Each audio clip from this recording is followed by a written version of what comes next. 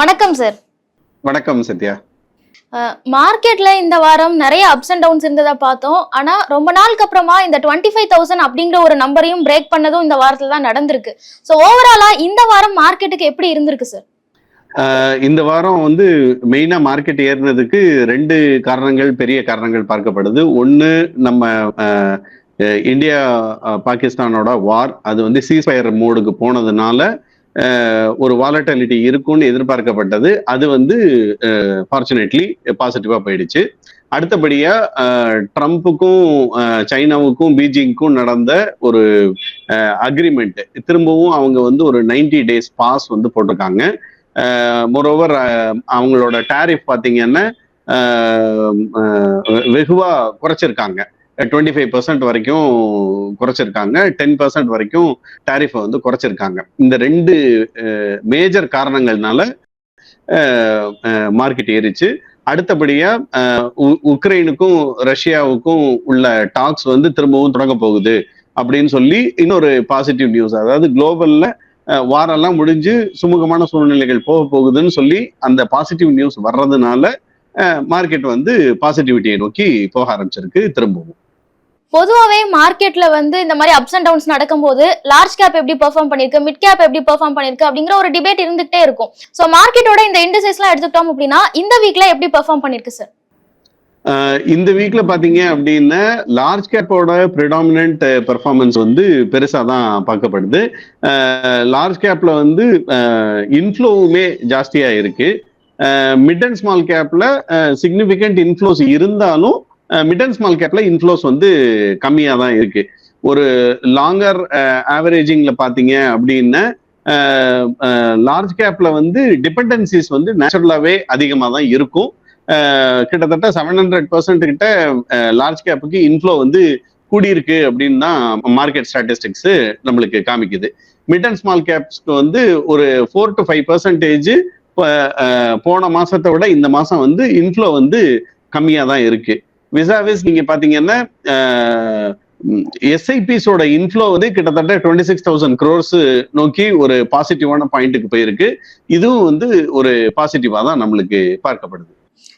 Large mid கேப்லாம் எப்படி perform பண்ணிருக்கு அப்படிங்கறத சொன்னீங்க. இன்னொரு பக்கம் நம்ம செக்டாரல் இண்டெக்ஸஸ் எடுத்துக்கிட்டோம் அப்படின்னா இந்த மார்க்கெட் கரெக்ஷன் மேல வர்ற இந்த ஃபேஸ்ல என்னென்ன செக்டர்லாம் ரொம்ப நல்லா பெர்ஃபார்ம் பண்ணிருக்கு, இன்வெஸ்டருக்கு நல்ல சப்போர்ட் பண்ண செக்டர்ஸ்லாம் எதெல்லாம் இருக்கு சார்?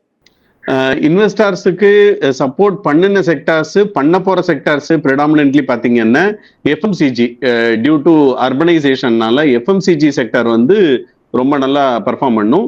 மேனுஃபேக்சரிங் செக்டார் மேனுஃபேக்சரிங் தீம்ஸ்ல உள்ள ஸ்டாக்ஸும் சரி, அந்த செக்டாரும் சரி, திரும்பவும் ஒரு ஸ்ட்ராங் ரீபவுண்ட்ஸ் நம்ம பார்க்க முடியும்.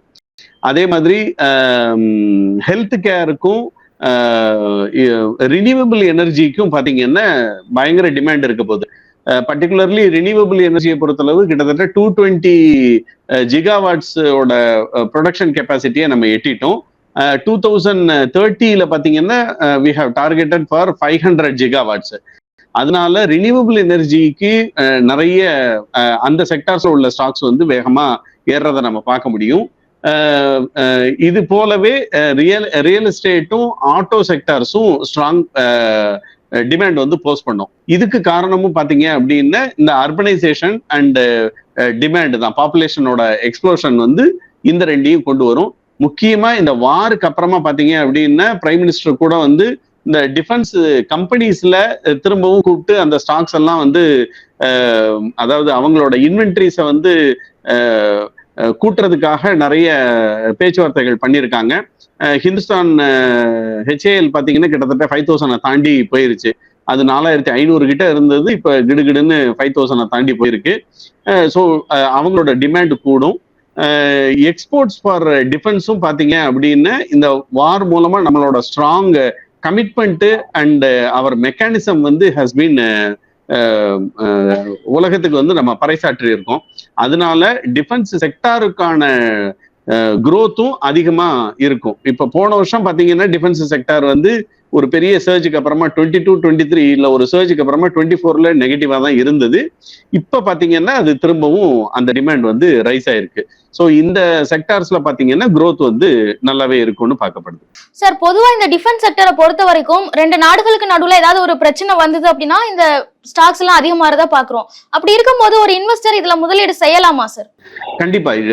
பேசிக்கலா டிஃபென்ஸ் செக்டாரோடது ஸ்பெண்டிங் வந்து for that matter any country அவங்க வந்து அப்ரைஸ்ல தான் இருந்துட்டு இருக்காங்க. மோரோவர் இந்தியால டிஃபென்ஸ் செக்டார் வந்து 2 விதமா வளர்ந்துட்டு இருக்கு. ஒன்னு மேக் இன் இந்தியா திட்டம் மூலமா நம்மளுக்கு நாமளே டிஃபென்ஸுக்கான தடவாளங்களை தயாரிக்கிறதுக்காகவும் பிளஸ் எக்ஸ்போர்ட்ஸும் வந்து பெரிய லெவல்ல டிஃபென்ஸுக்கானது வந்துட்டு இருக்கு. இப்ப கூட ஒரு சேட்டலைட் லான்ச் வந்து இப்ப திரும்பவும் இருக்கு. ஸோ அதன் மூலமாவும் டிஃபென்ஸுக்கான செக்டார் வந்து வளர்றதுக்கு பெரிய வாய்ப்பு இருக்கு.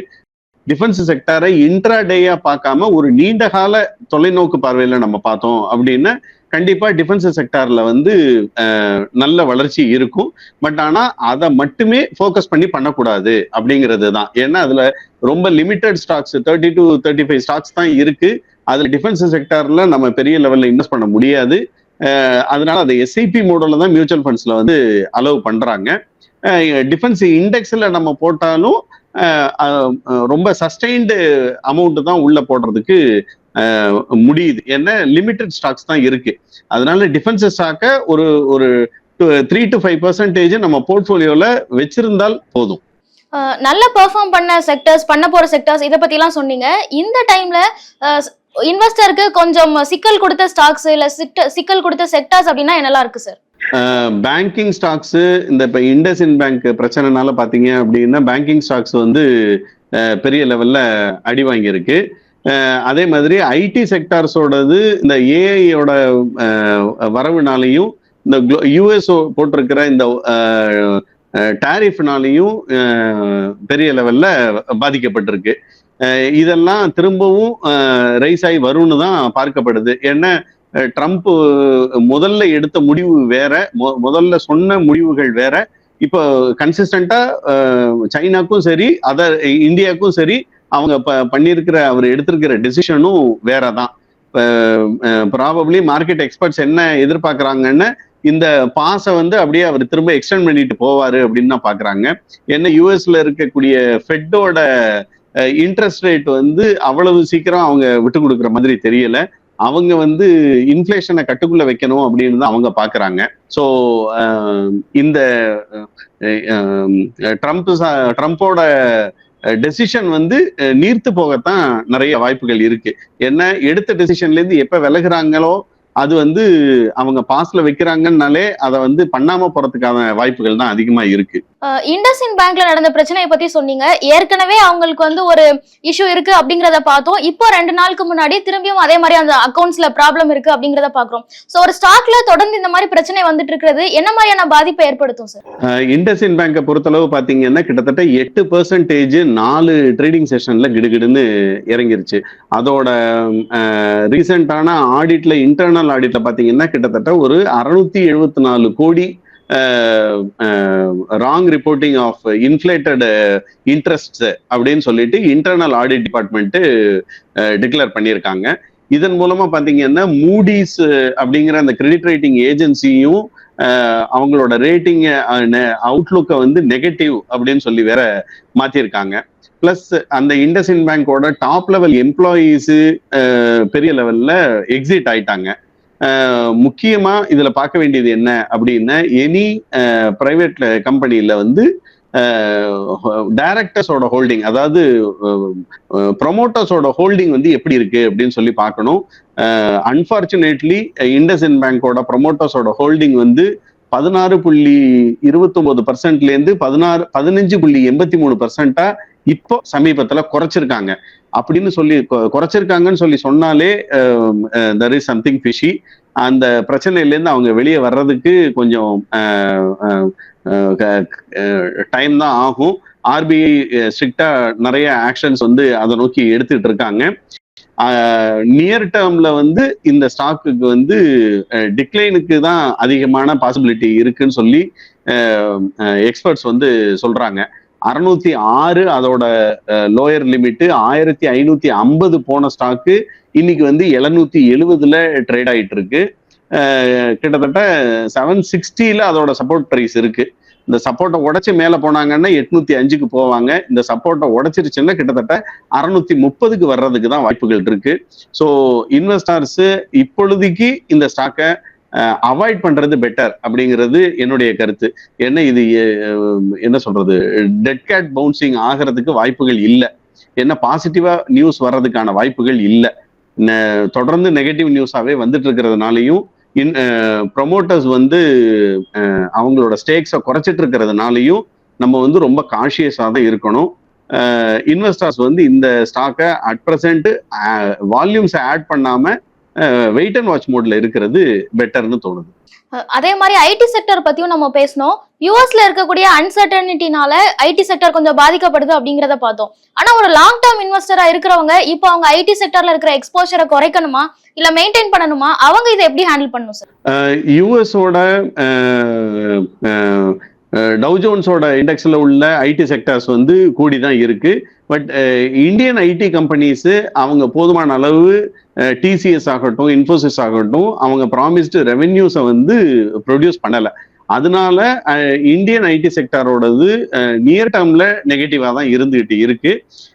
இந்த நியர் டேர்ம் ஃபால்ல ஒரு லாங்கர் ஹாரிசானுக்கு அவங்க இதுல பொசிஷன் தாராளமா எடுக்கலாம். எதுவும் நாளைக்கு காலையில மூடிட்டு போற கம்பெனி கிடையாது. அவங்களுக்கு விசில் ப்ளோயர் ப்ராப்ளம்ஸ் எதுவும் நியர் டேர்ம்ல எதுவும் இது வரைக்கும் கண்டுபிடிக்கப்படலை. அதனால நியர் டேர்ம்ல டிப்ஸ்ல இதை அக்குமுலேட் பண்ணி வச்சுக்கலாமே ஒழிய இப்ப ஜம்ப் பண்ணி இதுல இன்வெஸ்ட் பண்ணணும் அப்படிங்கிறது தேவையில்லை. ஏன்னா ஓவராலா ஐடி செக்டரோட ஸ்பெண்டிங் வந்து குறையும்னு தான் எதிர்பார்க்கப்படுது. அதனால ப்ராஃபிட்ஸ் ஷ்ரிங்க் ஆகும். நேச்சுரலி ஸ்டாக்கோட பிரைசஸ் வந்து it will be under pressure தான். Thank you sir, thank you so much. Thank you. மேலும் ஈடி தமிழ் சேனல்ல வரப்போகும் பிசினஸ் மற்றும் அது ரிலேட்டடான வீடியோவை பார்க்க உடனே கீழே இருக்க சப்ஸ்கிரைப் பட்டனை கிளிக் பண்ணுங்க.